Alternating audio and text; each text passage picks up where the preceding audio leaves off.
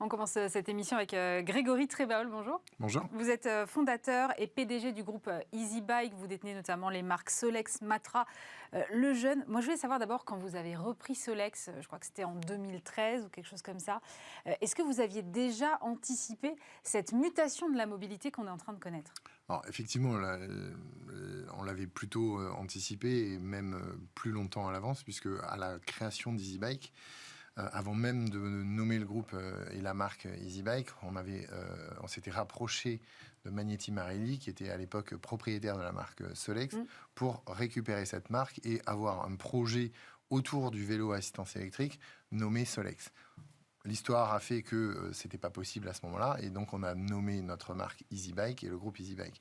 Et après, l'histoire fera qu'on se retrouve sur les traces de Solex. Mais effectivement, depuis 2005, on réfléchit à la partie mobilité autour de cette marque.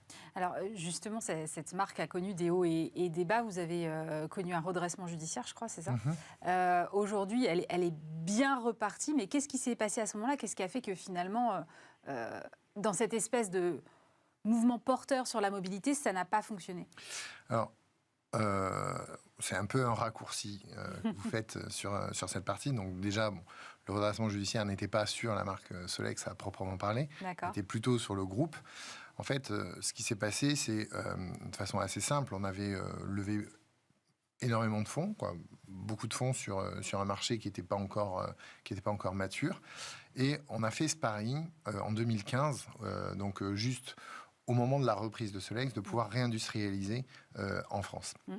Donc, à partir du moment où on décide de réindustrialiser en France, on décide de mettre en place une usine de production sur le sol français, donc qui mobilise un certain nombre de fonds par rapport à ça. De façon concomitante, on a racheté la marque Solex, on a racheté le fonds de commerce Matra, on a créé une usine dans la Manche, et on a eu, on va dire, un petit accident de parcours avec un de nos clients principaux, qui a fait qu'à un moment donné, on a acheté beaucoup d'actifs et on n'avait pas de BFR pour pouvoir entretenir de fonds de roulement pour entretenir la machine. Donc c'est à ce moment-là où on a décidé de se positionner en redressement judiciaire pour permettre, on va dire, de remettre les fondamentaux en place, ce qu'on a fait. Donc ça a été un peu plus long que prévu, puisque on était pendant cette période Covid également, donc on n'a pas pu tout exercer à ce moment-là, mais voilà, ça nous a permis de stabiliser.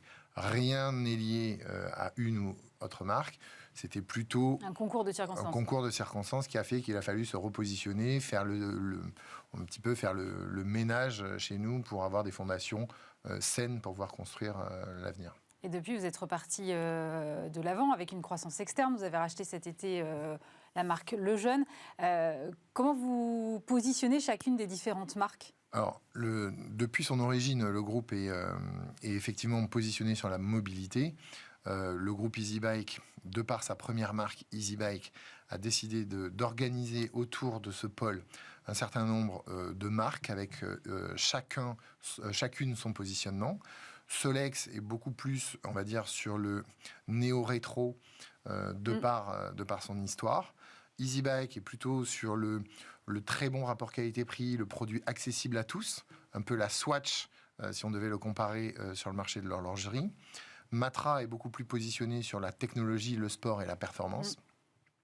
Et effectivement, la nouvelle entrée dans le groupe, qui est la marque Lejeune, est, elle, très positionnée sur la partie musculaire.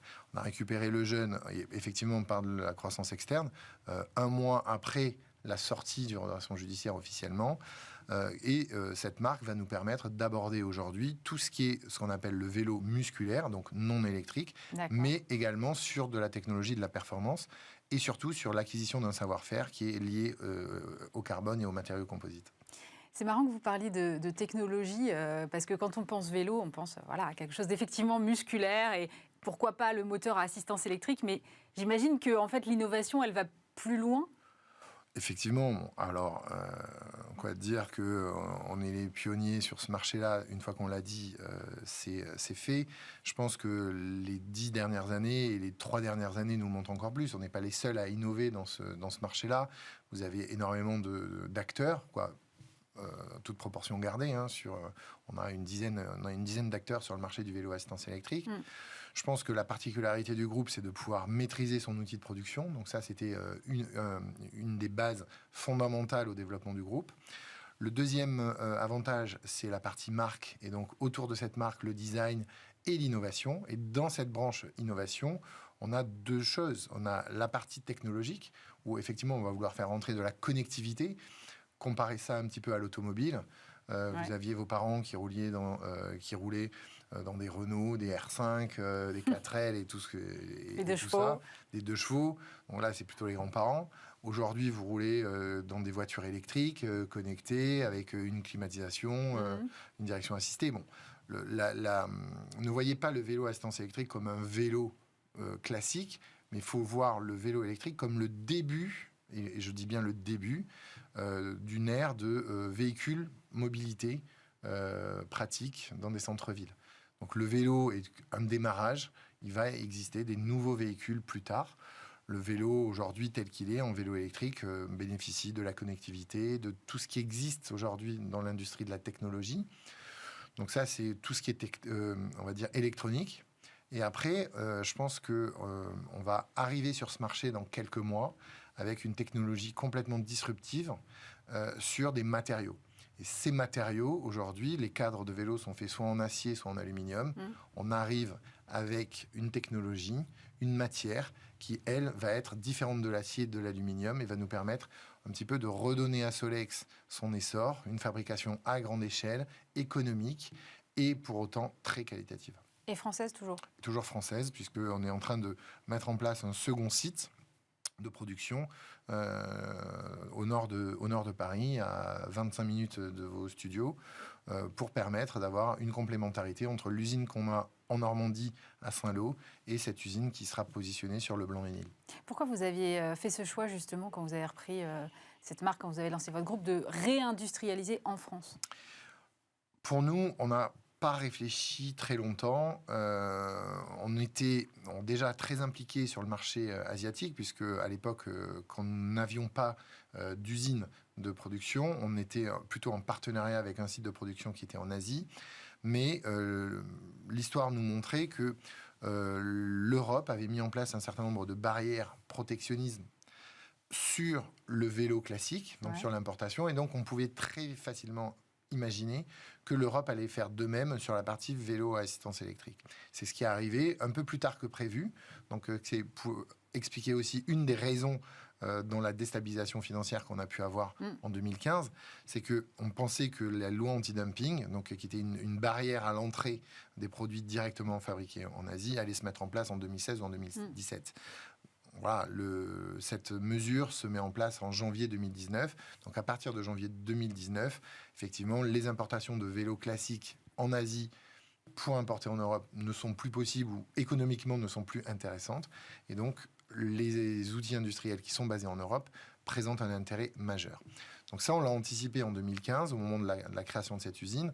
Et sur Solex, on n'a jamais imaginé, nos prédécesseurs oui, mais nous, on l'a jamais imaginé pouvoir fabriquer cette marque Solex, aussi emblématique soit-elle, à être fabriquée en Asie ou ailleurs. Même si on souhaite que cette marque soit une marque internationale, on souhaite qu'elle retrouve son ADN au sein du territoire français. Et c'est toutes vos pièces détachées, vous arrivez à les trouver en France où vous êtes, parce qu'on a beaucoup dit la filière française du vélo, c'est compliqué, il y a beaucoup de pièces qui viennent du marché asiatique. Alors, là-dessus, effectivement, pour l'instant, dans les années 70-80, vous avez eu une migration de tout ce tissu industriel qui est parti soit sur la Corée, soit sur Taïwan, soit sur la Chine majoritairement. Maintenant, est-ce que c'est possible aujourd'hui d'imaginer qu'à terme, l'ensemble des composants soient sourcés en France ou du moins en Europe? Oui, je le pense et je le pense sincèrement. Maintenant, on y va par étapes. Là, on est en train de fédérer un ensemble de fournisseurs et d'industriels ou de PME, d'ETI en France ou en Europe pour fabriquer un certain nombre de composants liés à nos différents véhicules, pour Solex, mais aussi pour les autres. Petit à petit, effectivement, on va avoir de moins en moins de dépendance avec ce qu'on appelle la supply chain asiatique, mais pour autant, pour l'instant, on est obligé de faire avec. On est obligé de composer et d'être assez souple et flexible. On parle d'internationalisation. Aujourd'hui, il n'est pas question d'arrêter toutes les importations de composants à partir de la Chine, mais je pense qu'on peut en trouver de plus en plus. Et effectivement, nos équipes aujourd'hui sont plus étoffées au niveau de la supply chain pour permettre, on va dire, d'aller chercher des fournisseurs en Europe et en France. Quand vous parlez d'internationalisation, vous allez viser quel pays ? Alors, sur Solex, aujourd'hui, alors déjà, nos partenaires dans la conception de ce produit doivent être internationaux, puisqu'on doit s'appuyer sur des partenaires forts, qui ont une crédibilité aussi à l'international, pour nous aider à véhiculer cette marque et ces véhicules en dehors de nos frontières. Donc ça, c'est ce qu'on fait. Si vous prenez dans l'histoire de Solex, et plutôt récente, dans l'histoire du Solex électrique que nos prédécesseurs avaient pu faire, ils s'étaient adjoints les services de Pininfarina en Italie. Donc on est en discussion avec eux aujourd'hui pour permettre d'avoir ce rayonnement aussi un petit peu design international, puisque Pininfarina est reconnu un petit peu partout dans le monde, mais c'est pas les seuls. Aujourd'hui, je vous ai parlé d'électronique, je vous ai parlé, on va dire, de pas mal d'objets connectés et d'innovations qui vont être sur le vélo. On peut pas encore l'annoncer officiellement, mais on travaille avec un acteur international, on va dire, de tout ce qui est audio sur ce véhicule. Donc voilà, l'idée, c'est de pouvoir aussi s'attacher des services d'entreprises stabilisés sur ce marché européen. Donc les premiers pays sur lesquels nous souhaitons aller, c'est des pays qui ont connu Solex, les Pays-Bas, la Belgique, l'Allemagne, l'Italie, l'Espagne, le Portugal. Donc ça, c'est, on va dire, proche Europe. Mais aujourd'hui, et on a souhaité, avec Émilie Rambonena, qui co-anime le bureau de design avec moi, mettre en place des chefs de produits internationaux. Donc aujourd'hui, le responsable du design de ces nouveaux produits n'est pas français, est taïwanais, et pourtant a fait toutes ses classes en France dans des grandes écoles de design. Mais on a souhaité qu'il soit jeune, on a souhaité qu'il soit international, pour justement donner une exposition aussi et une culture du produit beaucoup plus large. On disait, vous êtes sur un marché qui effectivement est très porteur. Il y a un plan vélo 2030, oui c'est ça, et qui vise à faire passer le vélo de 4% des modes de transport actuellement à 12%. Et selon le rapport qui a été rendu cette semaine, l'idée c'est pour atteindre cet objectif, c'est de mettre 400 millions d'euros par an dans le fonds de mobilité active qui finance les infrastructures cyclables. C'est-à-dire que quand même, quelque part, l'avenir du développement du vélo et de la filière française derrière, ça passe d'abord par une volonté politique ? Absolument. Je pense que la première volonté politique, et on est bien placé à Paris pour le voir, je ne sais pas si vous vous souvenez, au moment des grandes grèves, il y a une douzaine d'années, et l'arrivée de Vélib sur la capitale, tout le monde était un petit peu perturbé, les automobilistes étaient perturbés parce qu'ils voyaient du vélo un peu partout, et parce que les infrastructures, pistes cyclables, parking, stationnement, etc., n'étaient pas encore tous figés.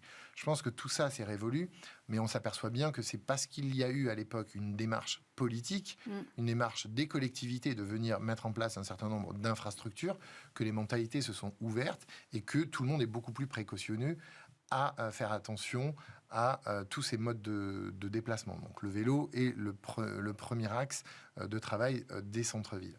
Je pense qu'effectivement, la filière vélo peut se développer qu'à partir du moment où les collectivités sont sensibilisées aux infrastructures qui doivent être mises en place.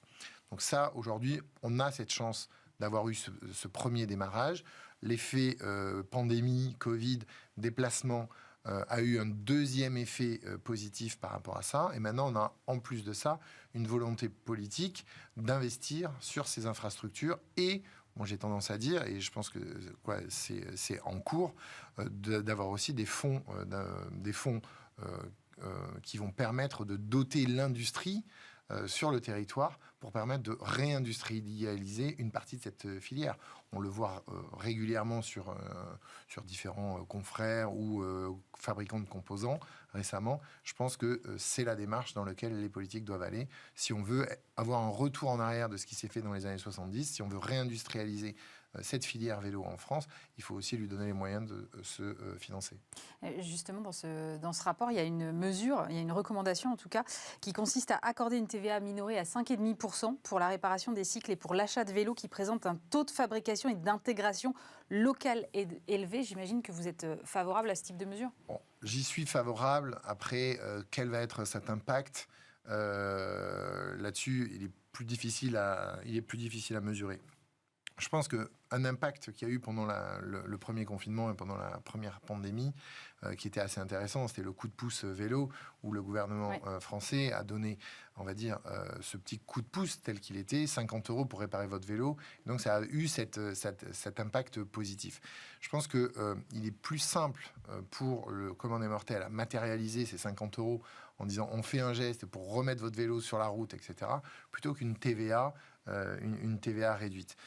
C'est bien, bien évidemment, on passe de 20% à 5%. Je pense c'est une mesure parmi d'autres. Les mesures d'accompagnement au niveau des entreprises qui peuvent abonder dans l'acquisition d'un vélo, de mettre en place des flottes de vélos pour les collaborateurs, etc., sont des mesures qui sont, je pense, beaucoup plus visibles et donc beaucoup plus utilisables qu'une TVA à 5,5. Vous parliez de réparabilité, on pourrait parler de circularité aussi. L'idée d'aller sur le marché de la seconde main, c'est quelque chose que vous regardez ? Non, plus que regarder, puisque aujourd'hui on a décidé d'investir dans ce domaine sur 2 axes. Les matériaux composites dont je vous ai parlé s'inscrivent dans une idéologie complètement éco-responsable et recyclable, c'est-à-dire que tous nos vélos sont issus de l'industrie recyclable. Donc le cadre de vélo sera issu de cette industrie et sera 100% recyclable. Ça, c'est un des premiers axes. Le deuxième axe, c'est qu'on met en place aujourd'hui une société de services qui va nous permettre de financer, qui va nous permettre de louer des flottes de vélos ou des vélos à des particuliers et en fin de parcours, en fin de cycle de location, de récupérer, de refiter ces produits-là au niveau en usine chez nous et de les remettre sur le marché en seconde monte, dans un second cycle, mais en y apportant garantie, service, etc. Donc on est dans cette économie circulaire. C'est quoi les prochaines steps que vous voyez, à part donc, l'internationalisation, on l'a dit ? Aujourd'hui, on a ce projet à Blond-Ménil qui nous préoccupe et qui nous occupe pour justement, dans le cadre de tout le développement de la filière vélo en France, de pouvoir venir apporter une réponse à la volumétrie qu'on peut fabriquer sur le sol français, à réindustrialiser une partie de nos composants en France et derrière, essayer tant bien que mal, d'organiser une société de services pour permettre à beaucoup d'utilisateurs d'avoir accès à ces moyens de transport et à cette technologie. Merci beaucoup Grégory Trébal. Je rappelle que vous êtes le fondateur et PDG du groupe EasyBike. Merci.